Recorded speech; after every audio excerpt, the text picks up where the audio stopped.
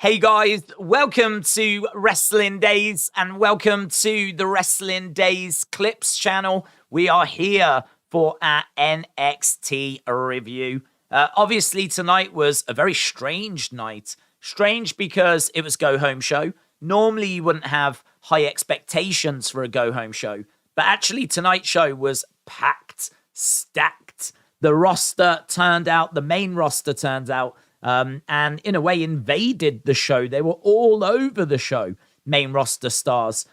Some that had been advertised, some that we didn't know that we were getting. So a few surprises in there as well. And I think, considering this was just a weekly episode, there was plenty to talk about. There was plenty to get our teeth into. The only thing I would say is that I think it was a little disappointing from the point of view of it was stacked. There was loads of main roster stars, and I sort of feel like we could have done better with what we had. I don't know that really any of the matches are going to be seen as classics. I don't think there's anything here that's going to have people revisiting the show. I thought that this was an opportunity to have like Rhea Ripley go out there and put on like a banger with Roxanne Perez. I thought there was a real opportunity for Raquel Rodriguez to go out there and put on a banger with Cora Jade. I thought there was an opportunity for Gallows and Anderson to really shine. And I think we kind of set the table. We brought in these big names. Obviously NXT was going up against AEW tonight. And I just don't think that I think it was solid. It was more than watchable. There was tons of talking points on it. As I said, I think from a booking point of view, they set the table really well. I just don't know if the match is quite delivered. And the main event is the Kevin Owens show. I just kind of found that was just passing me by. Part of that might be because obviously AEW was on at the same time and they had a world championship match. And not only that, they had a major injury. And it just felt like the focus, the drama was very much with AEW at that point. I feel like with this show, the start of NXT was really hot. And then there's a few moments that kind of really inject life into the show. And you get some main roster stars as well. I mean, Kevin Owens at the end is awesome. Of course it is. But I don't know. Did this live up to expectation? I think that's what it comes down to. Did this reach the expectation that you had for it? Maybe you went into it with low expectation anyway, because you thought, well, it's NXT, it's a go-home show. I think that's it, really. It feels like it's a go-home show, which are never the strongest, with a sprinkle in of main roster stars who sort of phone it in. That sounds bad, but the Nakamura match is not that long. The Raquel match is not that long. Shotzi doesn't really do anything. Kevin Owens just does, a bit of talking. I'd say the person that put in the most work was probably Gallows and Anderson and Rhea Ripley. And as I said, I'm not down on this show. There was definitely some good moments here, of course. But I think that's my biggest takeaway. Did it live up to expectation? Don't know. Let's get into it and see what you lot think. Obviously, you can get your thoughts across in the poll. So the show opens with Judgment Day. This was a great surprise. This was a great moment because Judgment Day came down to the ring, not just Rhea Ripley. I was expecting Rhea. Rhea had been announced, but the whole of Judgment Day, Finn Balor, the AJ Styles killer, Dominic Mysterio was there, and Damian Priest was in as well. So all of Judgment Day was here, which was a great way to start the show. The crowd really excited, really animated, really fired them up because they weren't expecting to see all of these people. So that was a nice way to start this. The match is Rhea Ripley against Roxanne Perez. I think that Roxanne Perez has got a bright future. I think that she is a really good seller. I really like her facial expressions. I love that she throws everything in and you do see sometimes the girls going against the ropes and they just kind of just touch the ropes as they go on them. They don't really lean into the ropes. And, if they're doing a strike, then it's always like, really weak or whatever. I feel with Roxanne, there's a little of that, but she lays it in a bit more than you see from a lot of the other women. And I really appreciate that. She also takes some big spots as well, some big strikes, and her facial expressions. There's times where she's just getting like ragdolled around because of her size. She's in there with someone like Rhea Ripley. Rhea Ripley's so much bigger, so much stronger. And so she's able to like chuck Roxanne around a little bit. So I think there's definitely a bright future for Roxanne. Her size is a little bit of a concern, but shouldn't be too much of a barrier. And so, yeah, I thought this was good. I didn't think it was amazing. I didn't think it was spectacular. I probably went in with my hopes a bit too high. Every time I've watched Roxanne, I've always been really impressed. Rhea Ripley is obviously a big main roster star, former Raw Women's Champion, doing great things in Judgment Day. On paper, this should kill it. On paper, this should absolutely kill it. And I thought it was all right. I thought it was good, but it didn't kill it. It didn't kill it for me, but I thought it was good. I was into it. It was easy to watch. Maybe in a few years' time, these two could have that match that I was hoping that we were going to see. And I think they can. But yeah, I don't know. It was an opener, wasn't it, to NXT? Perhaps that's on me. Perhaps I was just hoping for too much. The other thing as well is I really don't think Roxanne needed to look as strong as she did. Like, I think it's totally fine for Rhea Ripley to just beat her because Rhea Ripley is so much more experienced and further along in her career. Roxanne has, only just started out in NXT, really. She's not been there all that long.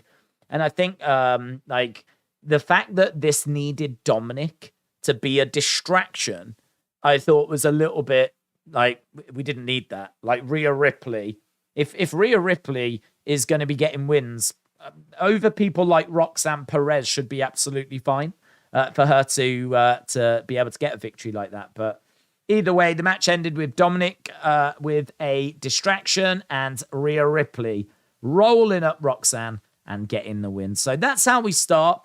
Nice pop to open the show with Judgment Day. Perfectly acceptable match between Roxanne Perez and Rhea Ripley. Not sure we needed the Dominic distraction. I think if these two face in the future, we can go a few levels, several levels above this match. And I would be totally down for seeing these two wrestle each other again. Then we went backstage and Grayson Waller was just chatting away. He was talking about how I think he was told you blinded Apollo, and he responded, "Yeah, with my star power," which I thought was a real nice comeback. He was chatting away, and then Chucky interrupted.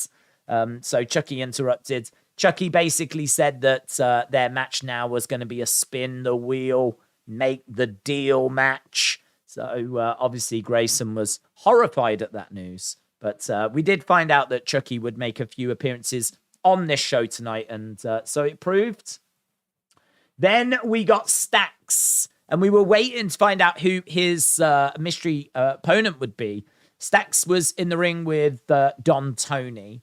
And I did say during the show, it really felt, we're about 20 odd minutes in at this point. It really felt to me like Don Tony was going to wallop Stacks with his crutch. It felt to me like he was going to turn on him. I don't know why. I just got this vibe that it was building up to something. Well, it certainly was. It built up to Shinsuke Nakamura. So Shinsuke Nakamura came out. This was a big surprise. We didn't know who Stacks' mystery opponent would be. And as we said, it turned out to be Shinsuke.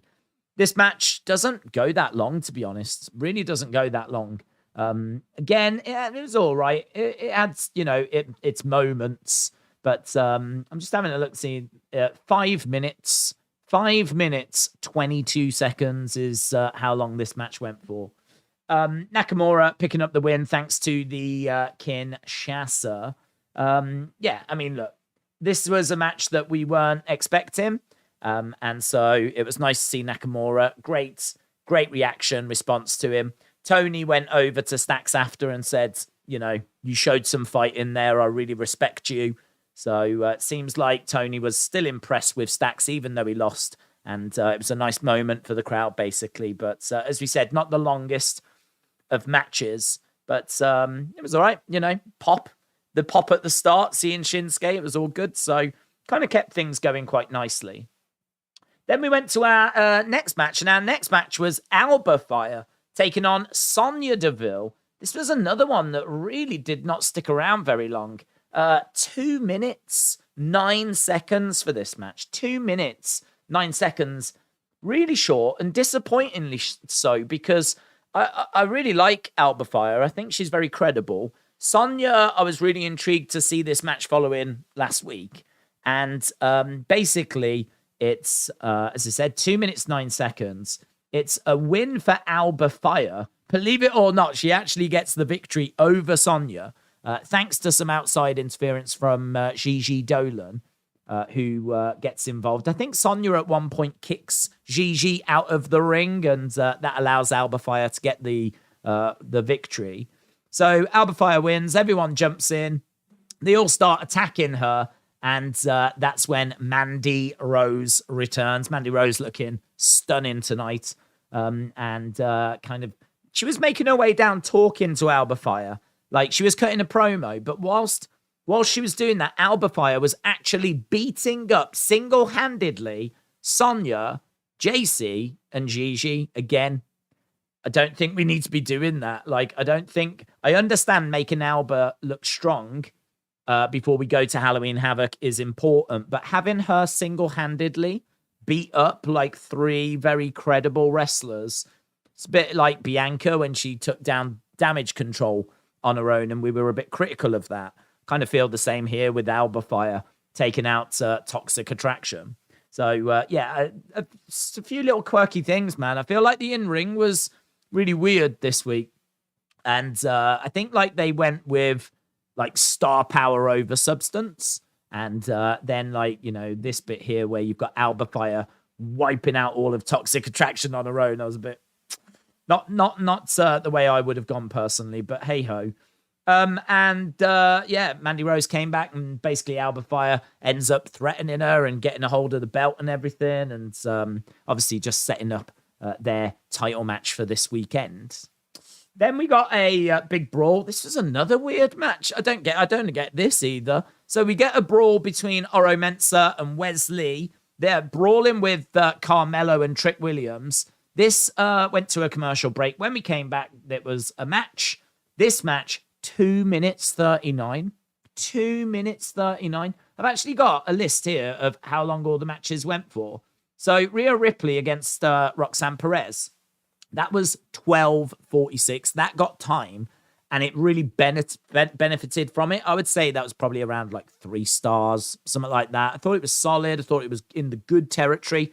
It just never got anywhere near like getting close to 4 stars for me, that first match. But I did think it was good. Then we had a 5-minute match, which was the Shinsuke one. Then we got a 2-minute match, which was the Alba Fire one. Then we got a 2-minute match, which was Carmelo Hayes and Trick Williams against Wesley and Oro Mensah. Basically, Mensah knocks Trick off of the apron and attacks him as in the ring, Carmelo hits a move and gets a win on Wesley. And so it is Carmelo and Trick Williams that get the victory in a real short space of time. So, yeah, just really strange. And then I think we got Nathan Fraser come down. We got Von Wagner come down. There was a lot going on here. So, this was, I mean, it was what it was. You know, this didn't grab me as much as the other things on the show. And I sort of feel like it was kind of around this time where AEW, I think by this point we're about 45 minutes, 50 minutes, maybe even knocking close to the hour mark. I feel like it was around this time that AEW just seemed to be the stronger show. I think NXT started strong with Judgment Day. Good first opening match. And then as it went by, like we started to see this one was drifting a little bit and AEW was putting out like the stronger show. So, this part of the show was a little bit of a lull. Then we went to our next match. This one got a little bit of time, in all truth. This was Cameron Grimes and the OC taking on Schism. This one going for 11 minutes 55. But to be truthful, this one I don't think was as good as the Open. I actually preferred Rhea and Roxanne over this match. It was a victory for Cameron Grimes and the OC, thanks to the Magic Killer. So they were victorious. It was really weird at the end because Gallows was like, as soon as they won, they were like, where's our money? Where's our money? It's like, I made the point. I was like, do they think it's hidden in his trunks? Like, where do they think he's keeping the money? Because Gallows like won, and he was like, at one point, he even started pulling on his trunks to see if it was hidden down there. Like, I'm sure you're going to get paid.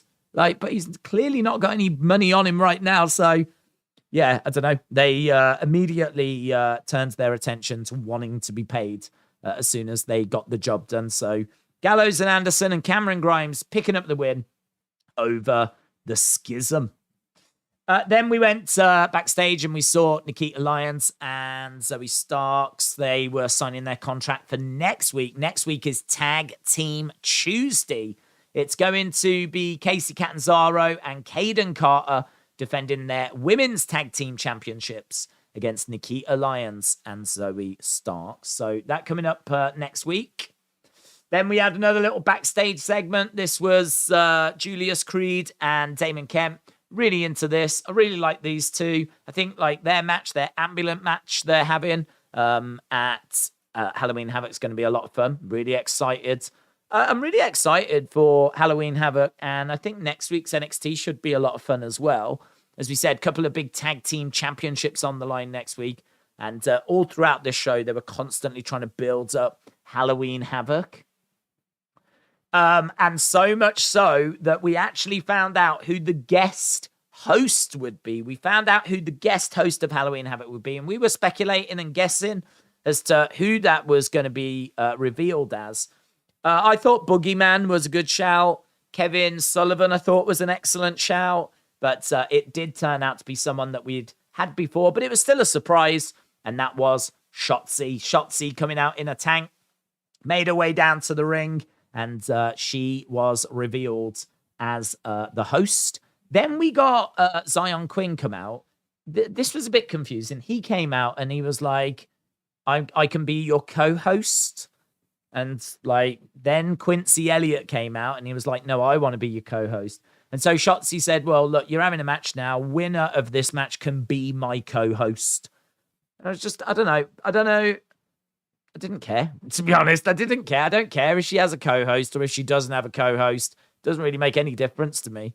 So I don't know if they just wanted to give this match a bit more of a reason for being. I really don't know. Either way, the stipulation was added that whoever won could be Shotzi's co-host. We did get Hank Walker come out. He was around ringside. We spoke last week about how there was an interesting segment between him and Quincy, and didn't quite know, are they about to get into like a bit of a flirty relationship of some kind? But still didn't really get any answers here. But he came out and he was standing around ringside. That seemed to distract Zion Quinn. To be honest, though, Quincy picked up the victory relatively clean here. And hitting a bonsai drop, a Quincy drop, a super diva drop, and picking up the victory 1, 2, 3. So it will be Quincy Elliott that is the co-host for Halloween Havoc next week, or Saturday, I should say. Then I love Chase U. And I love, what's her name? Thea, is it? I love Thea. So much fun. I can be not really feeling a show, or just sort of like, yeah, it's all right, but I'm not really like madly in love with it or whatever. She can come on screen all bubbly and fired up, and boom, I'm right there and right into it. I just find that I just really like the energy that she brings, the enthusiasm and everything she brings. I really like it. So this Chase U segment, basically she was down and gutted that she had lost to Kiana James, I think her name was, last week. So gutted about that. They were talking about the prospect of a rematch, and then Chucky appeared on screen, started insulting Brody, He started going back and forth with Chucky, and the segment kind of fizzled out. Basically, that was it. I think it was an excuse and a reason to have Chase U on screen. I think it was another segment to get Chucky involved in. And Andre Chase did kind of take a few moments to kind of talk about like the history of Halloween Havoc, which was kind of nice. It was nice seeing some of those classic clips from the past. So there was definitely a purpose for this. But yeah, you know, it was what it was. It was another way of getting Chucky on screen, really. Then we went to our next match. This, again, took no time at all. This was Raquel taking on Cora. And basically, Cora introduced a weapon. I don't think she ended up using it. I think it was Raquel that ended up using it. And as a result of that, Cora Jade wins in 2 minutes, 43 seconds. Do you know what's really weird? There's a lot of matches. Like the Quincy one was only a couple of minutes long. This one was only a couple of minutes long. There was so many matches tonight that were around the 2 minute something mark. I don't know why. I don't know why a load of matches were around the same length, like 2 minutes 30, 2 minutes 40. They were all around that kind of ballpark. And this one, exactly the same. So, yeah, a DQ victory for Cora Jade. And so she was in the ring. Roxanne Perez came down. She ended up hitting her with, I think, a super kick. She tried to get a hold of the iron pole or whatever it was. Tried to hit her with that. Cora Jade scarpered, screaming as she went. And, yeah, basically it ends with Roxanne and Raquel standing tall. Then we get to our final part of the show. This was the main event. We did also, just before this, it's worth mentioning, get a little segment with Pretty Deadly and Blade and Anofe. They were signing contracts. So it will be those NXT tag titles on the line next week, as well as the women's tag titles on the line next week. So that's why it's Tag Team Tuesday. But yeah, main event, Kevin Owens came out, got a great reaction, great pop. Bron came out, got a good reaction. Ilja, Jade, McDonagh. I don't know what it was, man. This just didn't grab me. It was all right. It was all right. I mean, there was some nice stuff in there. Kevin Owens was basically saying to JD, I know what you're trying to do. You're trying to get Ilja and Bron to face each other and wear each other down so that you can pick the bones. And Ilja also said that he was trying to hit JD the other week. He wasn't trying to hit Bron, but it was no problem that he hit Bron. Like, he didn't care that he had hit Bron. And so, you know, there was clearly a lot of tensions here, and it was all building. Basically, Kevin Owens is like, look, I've tried to keep the peace, can't keep the peace anymore. Get at it, guys. And so he stepped out the ring. They all collided into each other. It was Ilja that stood tall. So Ilja was the one that had the championship raised at the end of this segment. Kevin Owens standing on the outside watching the carnage unfold. But there was one more twist in the tale, and that was Austin Theory. Austin Theory came out with the Money in the Bank. He could cash it in on the NXT championship. He would be an idiot to cash it in on the NXT championship. If you've got within your hands the ability to claim a world title, why would you cash it in on an NXT championship? The NXT championship is not regarded as a world title. When we talk about how many times someone has been a world champion, we do not include NXT into that conversation. We do talk about the Universal and the WWE, but we don't include NXT. So for Austin Theory to have such a big opportunity in his hands to be a world champion, a legit world pro wrestling champion, and for him to choose to not do that and go after the NXT title instead, I think would be a big, big misstep. I don't think they'll do that. I do not expect him to cash in. I think what this was a nice little surprise at the end of the show and a way of getting a bit of doubt in your mind that could he cash in? Could he become the NXT champion? So yeah, I think that was the reason for it. I think a lot of people might look at this and could say, wow, they're really burying Austin Theory. Clearly, he was a Vince guy. He's clearly not a Triple H guy. Right now, I don't believe that. Right now, I think that this was just a way of nice little moment, nice little surprise, and putting an extra wrinkle into the AEW championship match that's going to take place at Halloween Havoc, so that you have just got a little bit of a doubt as to, listen, you better watch it, because if you don't watch it, who knows who the champion could be? It could be JD, it could be Bron, it could be Ilja, and now it could be Austin Theory. So, yeah, that's how the show ended. Really interested to know people's scores on this one. As I said, lots of star power, lots of little surprises dotted throughout the show, and just even having main roster stars coming out and having the crowd chanting welcome back or welcome home. Like, they were constantly chanting that throughout the night. Crowd were great. They had a lovely energy to them. They were great. I thought that it was a good show. I mean, it is a good show. It's just, with this amount of star power, did it live up to expectation? And was it a great show? Then I feel like people will be a bit split on that. I think people will be a bit split on that. But that was NXT. And as we said, it had some very tough competition with AEW. We'll have to see how the ratings work out. But for me personally, I am expecting AEW to have beaten NXT tonight. AEW is undeniably the bigger show. It has more regular viewers.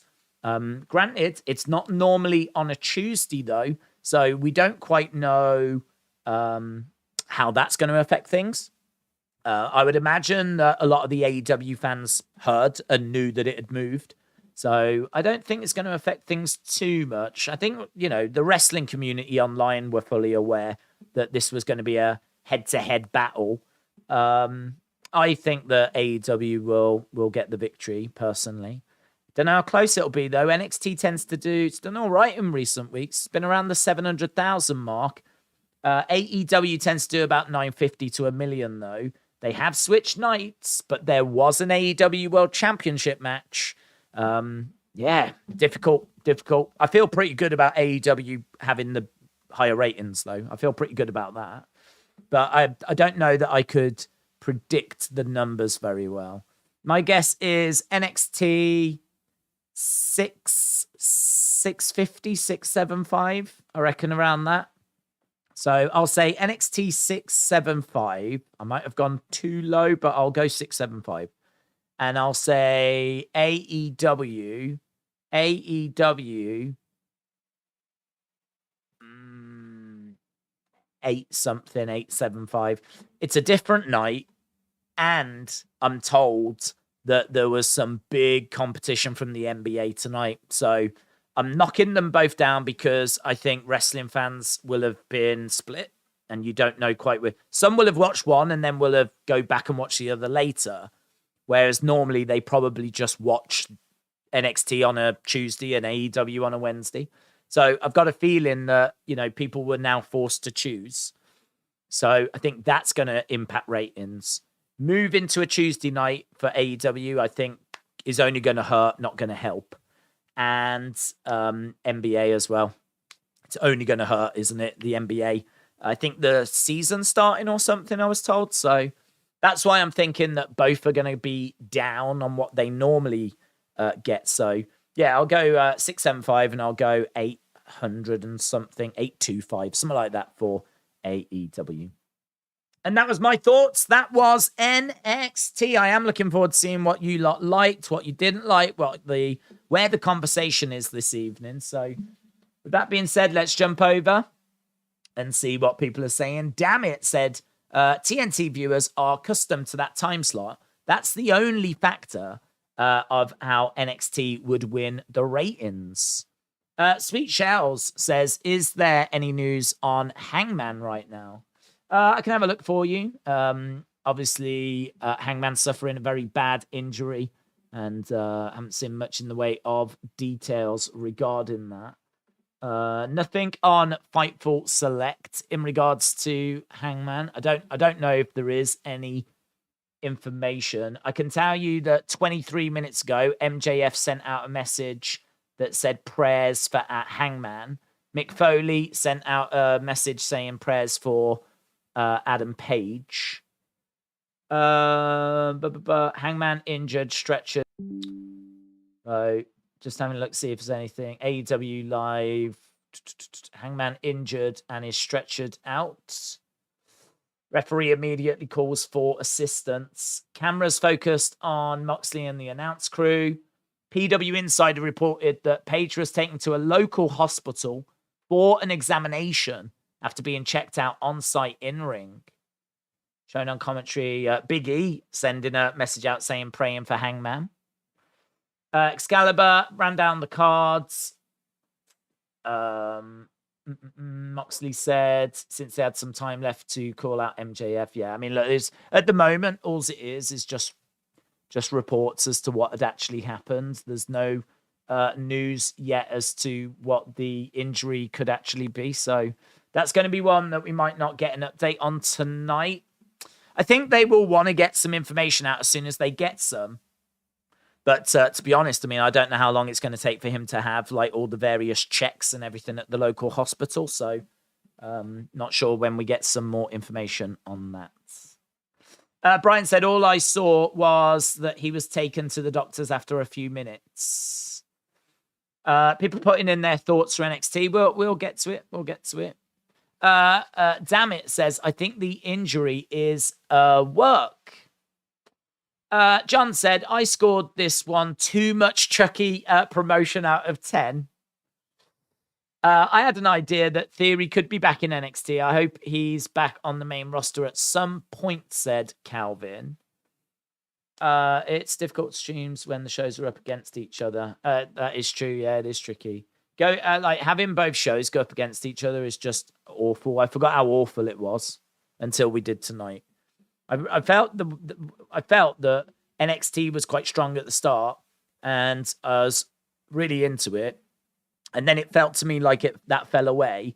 And you had the MJF segment, which was very captivating. And so I was watching that. And so that was kind of taking my attention away from NXT. But I was obviously keeping an eye on NXT because we do this review. So I wanted to make sure that I was, still keeping an eye on both. But it felt like the momentum had shifted a little bit, kind of partway through NXT. And it felt like the momentum was with AEW. And to be honest, I mean, like the MJF segment was captivating, but there was stuff that followed that wasn't as great. And so I kind of felt then I was like flirting between both shows, and it was a real battle then as to who was putting on the better show.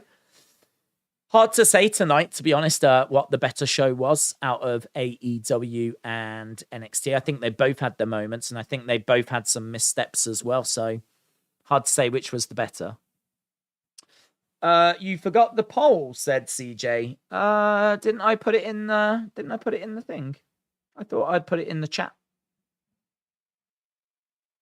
Not in there? Oh, perhaps I put it in, but I didn't pin it. Okay, I can do it again.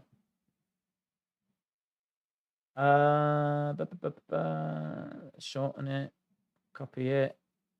There we go. Right. Jump into, if you are watching on Wrestling Daze clips, jump into, I've put the link up again, and I've pinned it this time, so it's pinned to the top. So there you go. You've got about 15 minutes to get your votes in.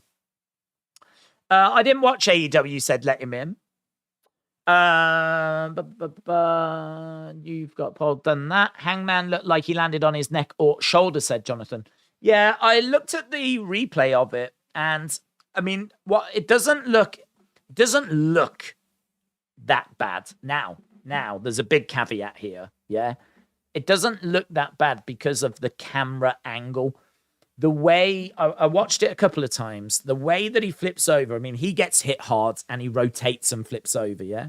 When he comes crashing down, he does come crashing down on his head and his shoulder, right? It's certainly not ideal, but we've seen some where they're like really spiked down. Do you remember that one where Ruby Riott Ruby Riott got kicked in the side of the head. I think, was it Jade and Kira Hogan, maybe? Kicked her in the side of the head. And Ruby actually went flying across the ring. She landed on her head and neck. And actually, I mean, it's crazy to see. She actually bounced. Like, she changed direction. She went over. Her head and her neck took the brunt force of the impact, and she sort of sprung back, right? That looked horrific. That looked horrific. I really thought, and we haven't seen her since. I really thought she'd done some serious damage there. I can't say, looking at this one, that it looked as bad, but the fact that, you know, he was obviously not moving, and they immediately got like the stretcher down, and, you know, there's a lot of concern, and you could see the concern that Taz had.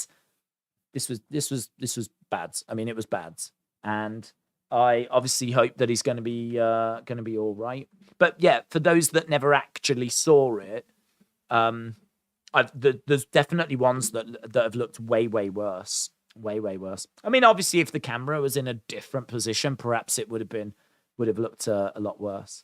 But what you see on TV, I've seen way worse. Do you do prediction stream tomorrow for Halloween Havoc, says Dylan? I don't know, to be honest. We don't tend to do predictions for Halloween Havoc. I suppose we could, because we don't have AEW. So I suppose we could. But we don't tend to do them for NXT shows. NXT it's a bit of a niche audience. It's I mean, if you think about it being nearly a quarter of the size of SmackDown, like SmackDown gets about 2.2, and you know, we've got NXT around the 600, 700,000. It's like a third to a quarter of the size of SmackDown. So I don't know, maybe there'd be an appetite for that. It's certainly not the worst idea in the world. So I could see that we might do something along those lines, but to be honest, I haven't really thought about what we'll do tomorrow yet.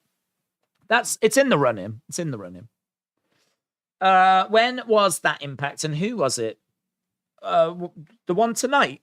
The one tonight was Hangman, and it was Jon Moxley. Jon Moxley with a clothesline. Hangman rotated over and came down on his like head and shoulder, but from the camera angle, it's kind of really hard to exactly like see what connects first and how bad it actually is. As I said, like we've seen from different angles things previous that have looked worse, but obviously, I mean, we don't know what damage has been caused, and hopefully it's minimal. Hopefully he's going to make a full recovery and a speedy recovery. Ruby was out for a shattered nose, says SP. Right. Hangman's look on the neck and shoulders. Yeah, it seems like majority of people are definitely focused on the Hangman thing tonight, and that is totally understandable.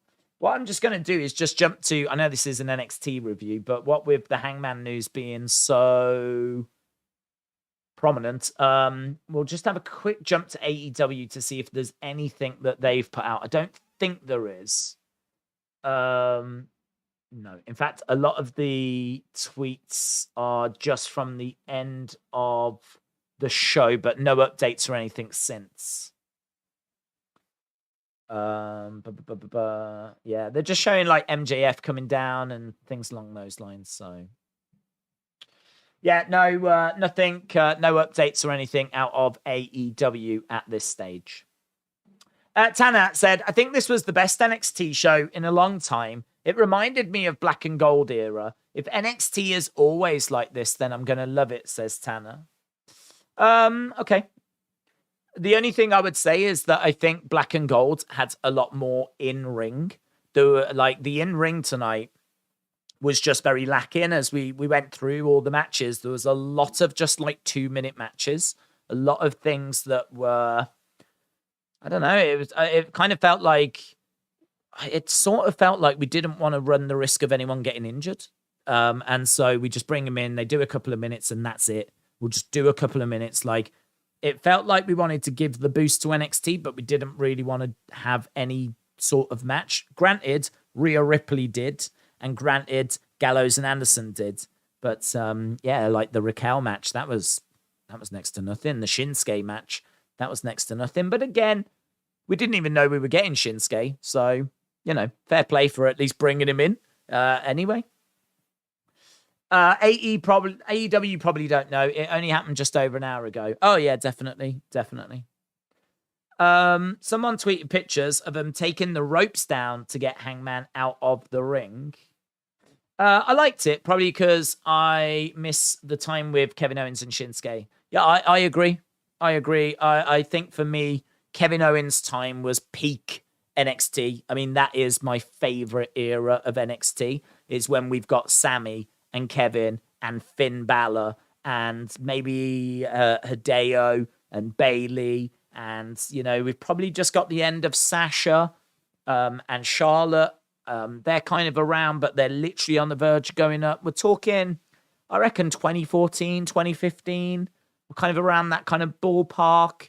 Asuka just about to come in. I don't think she's quite in at this point, but she's arriving, I don't know what time when she arrives, 2016 maybe. So yeah, around that kind of time. For a lot of people, they love Adam Cole, Johnny Gargano, that kind of era, which is just a little bit after. But yeah, I agree. I love the Sammy, the Finn era. Like, it was just so vibrant, so exciting. And that excitement, carried all the way through to the Johnny era. I mean, that's still a fantastic, right up there era. And for many people, the best. Those wars that he has with Tommaso and those wars he has with Adam Cole and Undisputed era, just killing it. I mean, it's hard. It's really hard to pick a favorite era, but I feel pretty good about 2015, 2016.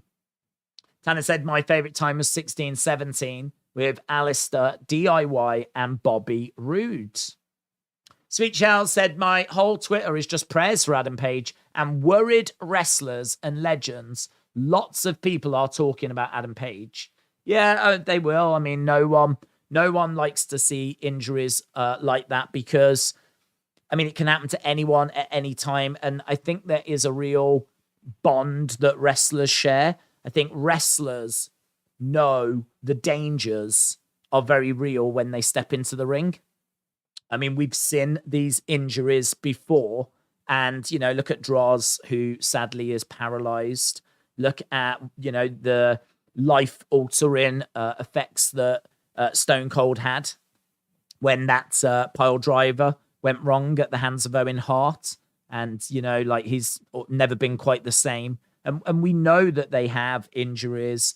Injuries are just part of the game, aren't they? I mean, if you are a wrestler, you have to know that you are going to be injured. And injured is just a word, but it's actually broken bones and ACL tears and muscle strains and pectoral muscles being ripped off the bone and, orbital bones being broken.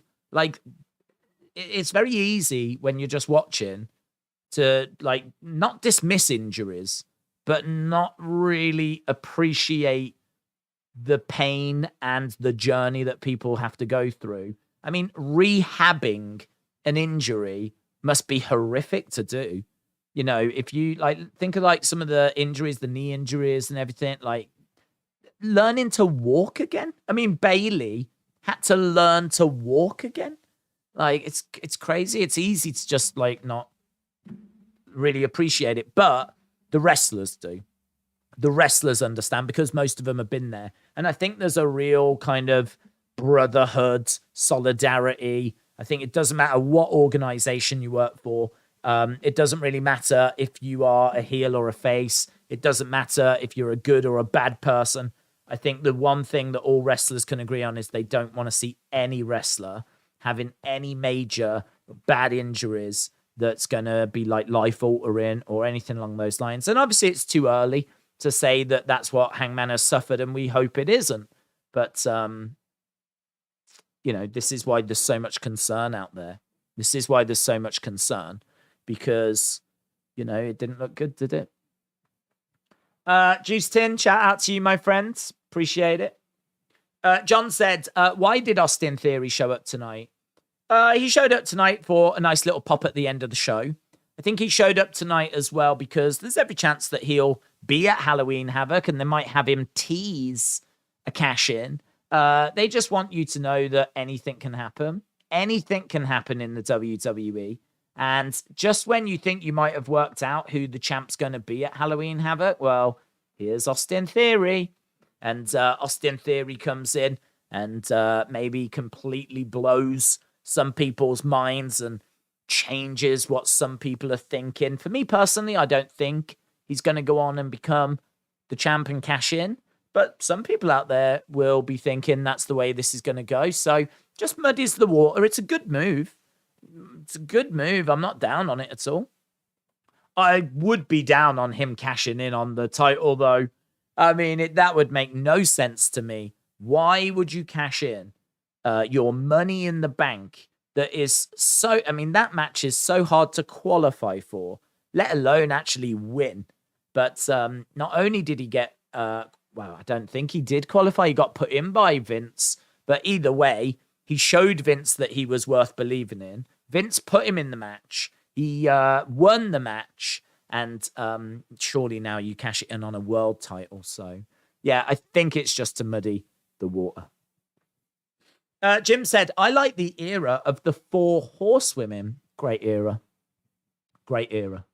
Underrated match as well when they all face each other. It's one of the first matches I ever saw in NXT was when it was Charlotte versus Becky versus Sasha versus Bayley. A lot of people don't know that match has happened, that the 4 horsewomen have had a fatal 4-way, and it took place so long ago down in NXT. Imagine if we did that match now. Imagine if we had Bayley, Becky, Charlotte, Sasha, fatal 4-way, main event of... It'd have to main event WrestleMania. It would have to. But main event of WrestleMania, fatal 4-way, could be awesome. I do hope we get that at some point. Tanner said, how's the new PC going? New PC is fantastic. Yeah, brilliant. If we do get any little bits of lag now, that is actual genuine lag that we get. And that is because we're in the countryside. And so literally the internet around here is atrocious. But before, what would happen is that the PC actually had a bit of a glitch itself. And obviously this one doesn't. So yeah, so much better. I feel like if Bobby Fish was going to return to NXT, said Juice Tin, it would be at Halloween Havoc. And HBK comes out and announces there's a 6th man in the match. And Bobby Fish's logo goes up. Crowd goes wild. And then he wins. I'm thinking Theory could go after the NXT title. It would make the most sense. I just don't see him taking a main roster title. Theory as NXT champ is something that I would like to see, says Tanner. John said, will we be any changes to the NXT title since it's still got the 2.0 colours on? It's a good question, John. I haven't actually heard any rumours about the title changing. We did wonder if they were going to change them when they unified them with the NXT UK belts. So we did wonder if there was going to be something that would happen then. But it didn't, and I haven't heard anything since. The rumours are all about main roster belts changing, and I haven't heard anything about NXT belts. So at this stage, I'm thinking no, but it wouldn't surprise me if we do get some, I don't know, next year. Like, I feel like they've made this change because they know people don't like NXT 2.0. Or the perception of NXT 2.0 is not quite where they wanted it to be. So they've changed it, but I don't know if they actually had like all the pieces worked out as to what they wanted to do. So maybe like the belts will be something that will come further down the road. Because Theory will cash in on Roman.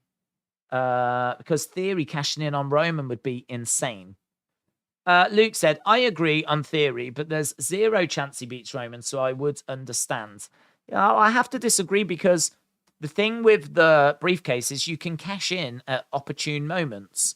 If it was a case that you had to cash in advance and then beat Roman, that's crazy. And I agree, there's no way that Theory is beating Roman clean. But we all know that Roman's going to be weakened at some point, maybe weakened after a match with The Rock or something, and then Theory comes down and picks the bones, and that's when Theory becomes champion. So I agree that him beating Roman clean in a normal match is hard to see. We all know that that's not how you use Money in the Bank, though. Money in the Bank is for a heel like Theory, come down and cash in and at the opportune moment.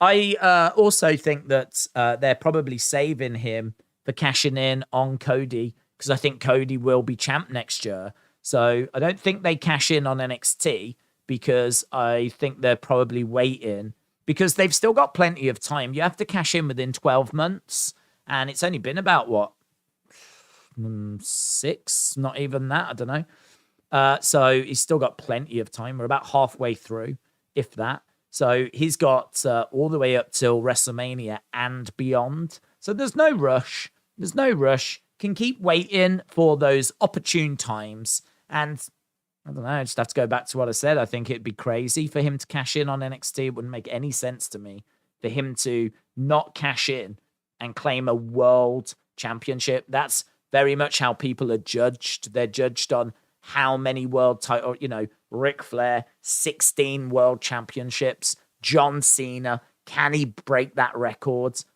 People that is something people have spoken about. Charlotte Flair, X amount of championship reigns. Like, for Austin Theory to be in this position and decide that he wants to go after a developmental belt, it would just make no sense to me. It wouldn't make any sense to me at all. Not when you can just pick your opportune moment and come down. You've got a year to do it and beat Roman. So, yeah, for me, I hope he doesn't cash it in. That's for me personally. I think if you're in NXT and you are someone like Quincy Elliott or Bron or Ilja or someone that is on that roster, then the NXT championship should be a championship that you go for. If you are a main roster star, you've missed the boat on it. Like, it's gone. Like, you could have had it, but you didn't. You've gone to the main roster, and so now you're beyond it. Like, it's not something that you need anymore. Your focus should be on world championships. Scout said, I've been absent for about 4 weeks. I just don't even know what's happening. Hello, Scout. Hope you are well. I do like the idea of Cody beating Cody. Imagine Theory beating Cody. Imagine the heat. Yeah, there'd be mad heat if Theory beats Cody. If Theory, it's one that people don't like, because they really want Cody to have like a good title run, and I totally understand that. I totally get it, but that's why it works, because people want Cody to have that title run, and people know that Cody never won a world title in WWE. People know that none of the Rhodes family won a title in WWE. Some people know that Cody didn't win the AEW championship and actually wasn't even allowed to compete for it because he lost his opportunity to compete for it in a match. And so for him to come back to WWE and finally get his hands on the WWE championship and to have it taken away immediately would be mad heat on Theory. That would be mad heat on Theory. Now, of course, Cody would win it later in the year and then have his proper run. But I really like the idea of Cody reaching the mountaintop, thinking that that's the mountaintop, and thinking that he has arrived and he's done it, for that moment to just be taken away. That would be great for Theory. It'd be great for Cody, because Cody would be there or thereabouts. The crowd would want to see him achieve it again, but this time keep it. And I think it'd just be win-win-win all around. So that's always been the way that I've ideally wanted Money in the Bank to go, but I appreciate that's not the way everyone wants it to go. That's the way I would like to book it, but there's definitely people out there that would go a different direction. Right, let's have a look, shall we? And jump over to, not Twitter. We don't want to jump over to Twitter. But I was just looking at AEW to see if there was any updates, and sadly not. I want to jump over to... Find the form now. There it is. Let's jump over to NXT. So we have got 8, all tied actually. So 7.5 got 4 responses and 8 got 4 responses. So looks like it's going to come out at 7.75. 3 responses, just one response behind was 6 and 6.5. So I feel like this one has divided opinion. Certainly not a bad show, but 4 people went 8, 4 people went 7.5, 3 people went 6.5, and 3 people went 6. So kind of around that ballpark. But the official score will come out at 7.75. Here we go then. What did you like? What didn't you like? So Austin Theory showing up at the end was very cool, showing that anything can happen. Other than that, the Rhea and Roxanne match was pretty good. Theme song for Halloween Havoc is insane. Shinsuke back on NXT was so good. Theory part was cool as well. Chucky cussing Brody out. The look on everyone's face leaves a lot to the imagination. Main roster appearance made it feel like a big show. All of the main roster stars that were there tonight. Main roster talent showing up and Mandy's return. Main event and Adam Page. Judgment Day. Kevin Owens KO show. I like the open a lot. New York Yankees win. Spoiler. Shotzi and a tank. Roxanne and Cora. Roxanne and Rhea. Austin Theory. Kevin Owens KO show. Nakamura and the Kevin Owens show. Then we got to things that people didn't like. Worst thing for me was Carmelo and Trick versus Wesley and Oro. It was a real bizarre ending and felt like a very formulaic thing, like a Vince production. Carmelo and Trick versus Wes and Oro, it was a pointless match. That it was on the same time as AEW, that's what someone didn't like.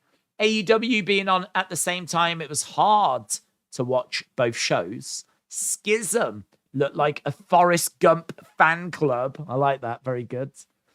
Feel like someone better could have replaced Raquel. Sonya Deville versus Alba Fire. Length of Nakamura and Stacks match. Chase You thing with Chucky. The rest was off and a bit bland. Too many short matches. Quincy versus that other guy. Rhea Ripley, Dominic, Raquel and Cora, AEW. Worst part of tonight was AEW, according to someone. So there we go. Scout said, "Good day, Daze. How you doing, mate?"